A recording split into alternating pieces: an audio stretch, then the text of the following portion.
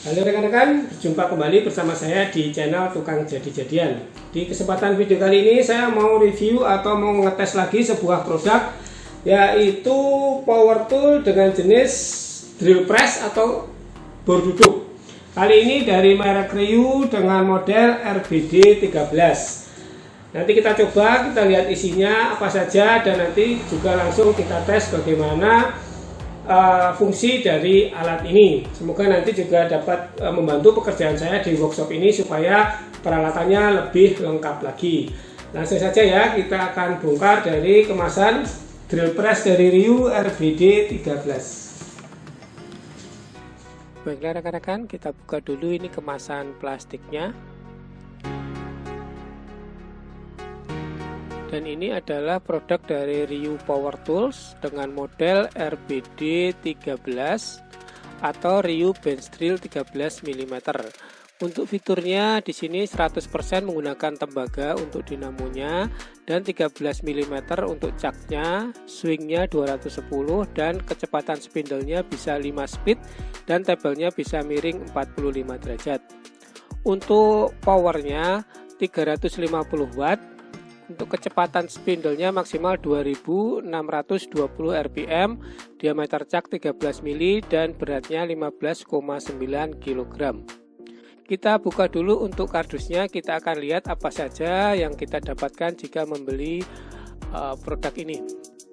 Kartu garansi, terus ini ada handle, ini as untuk tiangnya, kemudian ini ada cak.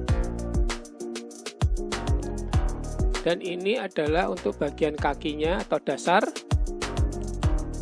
Selanjutnya ini main unit, ada tabelnya atau base plate. Dan kemudian ini adalah unit utamanya atau mesin bornya. Kita akan rakit dulu ya rekan-rekan. Kita pasang dulu untuk bagian tiangnya ini, ada 3 baut yang harus kita pasang. Sayang tidak disertakan kunci, kita pakai kunci sendiri saja seperti ini dan kita langsung kencangkan ke 3 daripada bautnya. Seperti ini kita kencangkan. Kemudian selanjutnya kita pasang untuk base plate-nya, tinggal kita masukkan seperti ini. Dan kita kunci. Selanjutnya tinggal kita pasang untuk mesin bornya, kita masukkan. Dan di sini ada 2 baut tanam, kita kencangkan menggunakan kunci L yang sudah disertakan. Ini untuk handle-nya ada 3, kita pasang semuanya, tinggal kita putar pada posisi lubangnya ada 3 ya. Kita pasang semuanya dan kita kencangkan. Dan ini sudah berfungsi normal. Selanjutnya tinggal kita pasang untuk cak. Kita buka dulu ini untuk caknya seperti ini. Untuk pemasangan cak ini agak berbeda karena tidak ada penguncinya. Cara pasangnya tinggal kita dorong atau kita palu saja menggunakan palu plastik ke atas. Kurang lebih seperti ini rekan-rekan, sudah terpasang semua, sudah diinstal untuk mesin bor duduk dari Ryu. Kita akan bahas satu persatu. Ini di bagian depan ada merek Ryu dengan serial number-nya. Terus ini untuk build quality-nya semuanya hampir menggunakan besi ya. Ini plat besi bagian atas, ini hanya ada plastik untuk bagian switch di bagian depan. Terus ini ada cor besi juga. Ini asnya untuk tiang juga besi, bagian base plate dan bagian kakinya semuanya menggunakan besi semua. Dan ini untuk bagian belakang, bagian dinamo juga plat besi. Ini untuk handle-nya besi dan untuk bulatan pegangan tangan ini adalah dari plastik. Ini bagian kanan ada ditulis lagi untuk spesifikasinya, dan ini untuk handle-nya bisa kita putar ke arah depan seperti ini, bornya akan turun ke bawah. Untuk switch-nya seperti ini, kita bisa buka tombol hijau untuk menyalakan dan tombol merah untuk mematikan, atau tinggal kita dorong bagian depannya saja. Untuk base plate-nya seperti ini, kita bisa buka untuk penguncinya yang ada di bagian belakang ini. Kemudian kita bisa atur posisinya naik turun sesuai dengan posisi pengeboran kita. Bisa kita putar ke belakang untuk menggunakan base plate bagian belakang untuk pengeboran dengan media atau bahan yang tinggi atau tebal. Dan bagian untuk base plate tengah ini bisa kita miringkan sampai 45 derajat atau 90 derajat sebenarnya bisa ya. Seperti ini kita tinggal kendorkan menggunakan kunci 19. Nah, seperti ini bisa kita miringkan sesuai dengan kebutuhan. Ini ada ruler atau penunjuk kemiringan sampai 45 derajat ke kiri, 45 derajat ke kanan. Dan untuk bagian caknya ini bisa kita gunakan dari 1,5 mm sampai 13 mm. Di sebelah kanan ada penunjuk untuk kedalaman pengeboran. Ini penunjuknya warna merah, bisa kita geser-geser, kita atur. Dan ini ada stopper 2 mur. Ini kita bisa atur untuk stopper saat kita pengeboran sesuai dengan yang kita kehendaki.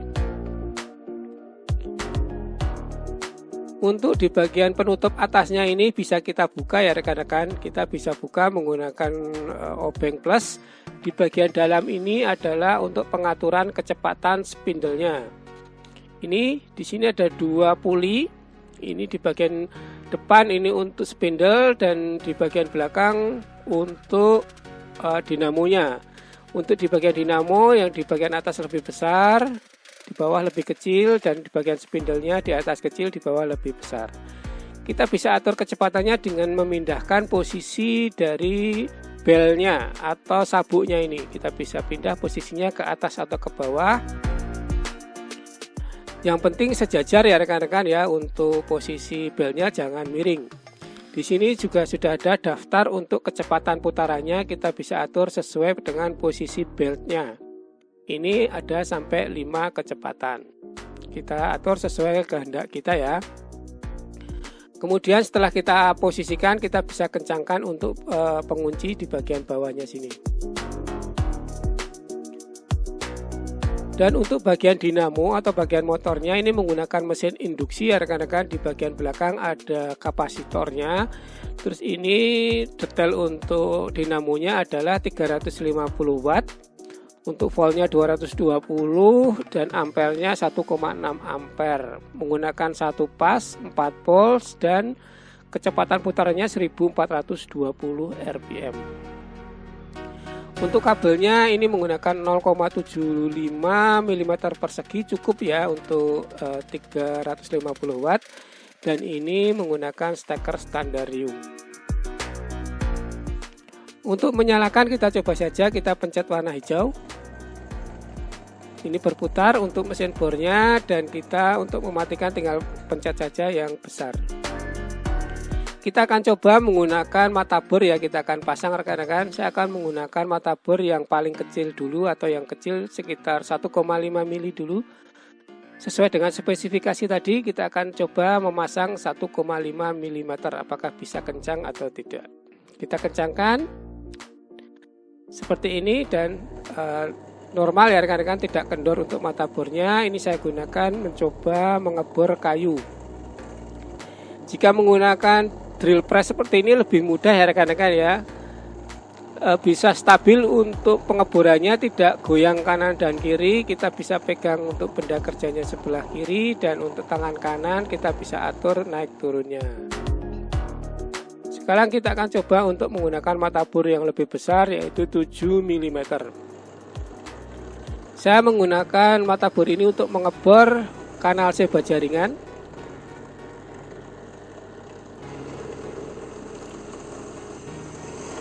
Nah, seperti ini lebih mudah ya rekan-rekan daripada kita menggunakan mesin bor tangan. Selanjutnya saya akan mengebor untuk plat yang lebih tebal lagi, yaitu menggunakan plat stainless dengan tebal 1,5 mm. Untuk plat tebal seperti ini disarankan untuk menggunakan pelumas ya rekan-rekan. Pelumas seperti ini supaya nanti tidak panas untuk mata bornya. Jika mata bornya nanti panas akan cepat aus. Kita tambah untuk pelumasnya supaya nanti pengeboran lebih cepat dan tidak mempercepat ausnya mata bor. Sekarang saya akan coba mengebor dengan mata bor 13 mm. Untuk kecepatan spindlenya akan saya turunkan menjadi yang paling pelan ya, supaya nanti pengeborannya lebih efektif. Kita taruh di paling bawah untuk beltnya. Kemudian kita lakukan pengeboran di plat stainless 1,5 mm seperti ini. Jadi kecepatannya dia paling pelan, tapi justru malah lebih efektif daripada kita menggunakan kecepatan tinggi. Nah, seperti ini lebih cepat untuk tembus untuk lubangnya ya.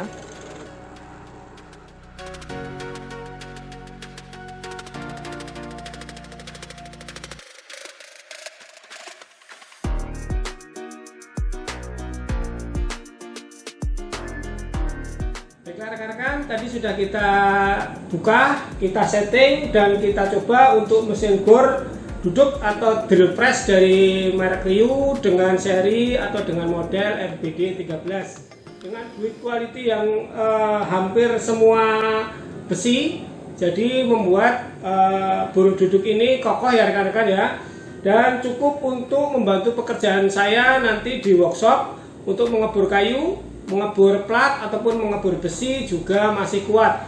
Untuk tingkat ketajaman kan tergantung dari mata bornya. Jadi jika kita menggunakan mesin drill press seperti ini, kita lebih presisi dan akurat ya rekan-rekan, karena sudut bisa kita atur tegak lurus 90 derajat, atau dari tabelnya ini juga kita bisa miringkan sampai kemiringan 45 derajat.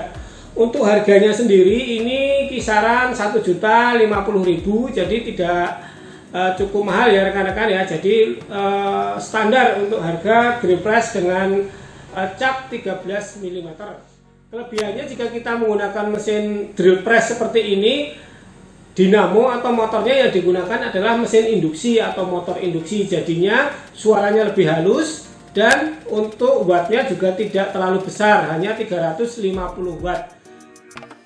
Dan kecepatannya tidak diatur menggunakan sistem variabel, tapi digunakan sistem bel. Jadi kita bisa atur dengan putaran dinamo yang sama, kita bisa mendapatkan putaran output yang berbeda. Dan tentu saja torsinya juga berbeda. Semakin pelan outputnya, nanti torsinya juga akan semakin kuat. Jadi kita bisa memilih variasi putaran untuk pengeboran macam-macam material. Jika kita mengebor plat tebal atau besi yang tebal, kita bisa menggunakan kecepatan pelan, dan nanti itu hasilnya akan lebih bagus daripada kita menggunakan kecepatan yang tinggi, karena nanti akan menghemat atau membuat awet daripada mata bor besinya juga. Jadi kesimpulannya menurut saya, jika digunakan di workshop atau tidak moving atau mobile, ini sangat bermanfaat sekali. Makanya saya mengadakan alat ini supaya lebih melengkapi perlengkapan di workshop saya, supaya nanti kalau kita bertemu dengan project yang membutuhkan pengeboran presisi, tegak lurus, ataupun harus posisinya harus tepat, itu kita lebih bagus menggunakan mesin drill press seperti ini. Baiklah rekan-rekan, mungkin cukup sampai di sini dulu untuk review kita atau pengetesan mesin drill press dari Ryu ini. Semoga dapat menjadi referensi buat rekan-rekan sekalian. Terima kasih bagi yang sudah menonton. Jangan lupa yang belum subscribe, diklik dulu tombol subscribe-nya. Bagi yang suka dengan video ini silahkan klik like. Bagi yang tidak suka, di dislike juga tidak masalah. Sampai berjumpa di video selanjutnya dari channel Tukang Jadi-Jadian, dan tetap semangat.